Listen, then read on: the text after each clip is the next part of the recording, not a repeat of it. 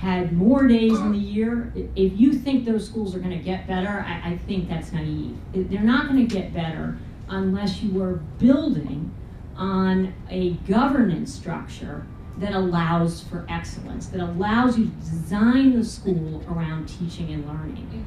It sounds like what you're saying is the only way that a school can get better is if there's not a teacher's contract. Like, you're not quite saying that, but that's what you're alluding to. Am I misunderstanding you? If you had more flexibility, that wouldn't guarantee greatness. There are plenty of charter schools that don't have the teacher's contract that are god-awful.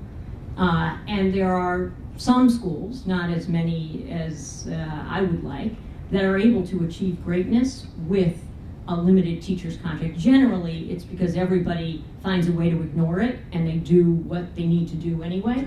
But it provides the opportunity for educational excellence. Without it, I mean, there's no secret sauce here other than incredible dedication to teaching and learning. What makes our schools great is that we have unbelievable school leaders and we have unbelievable teachers who are willing to reteach in real time. They're willing to confront the data, the good news, the bad, the ugly, and figure out how to turn that around. They're willing to take special ed kids, whether they're a special ed teacher or not, and give them the extra time, the thoughtfulness to take a kid who learns in a different way, so we have to teach it in a different way and keep them on grade level. That's what makes great schools, but you can't have those people working at their personal best without a certain level of freedom and professionalism. I'm going to respond. Okay? Yes. All right, I thought it was appropriate. First of all, there is nothing there's nothing that stops anyone in New York City, any administrator in a New York City public school from going in and observing a teacher anytime they wish to.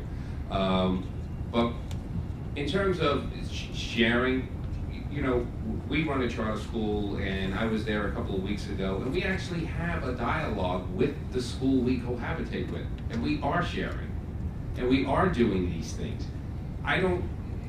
If you're saying that, if people want to say, well, there's a barrier there, so therefore we can't even entertain this, then we're never going to move forward.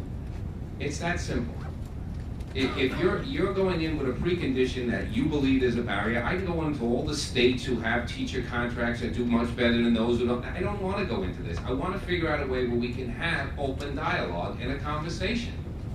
You know, we have a school. I can show you a school where, because we go in, you treat each other with respect, you cohabitate. One is a charter, one is a traditional public school, and guess what? We talk with each other. We have a dialogue with each other, and we share some of the things we're doing with the same types of children, and it's making a difference. And that's all I'm thinking, that's all I'm asking that people consider to do.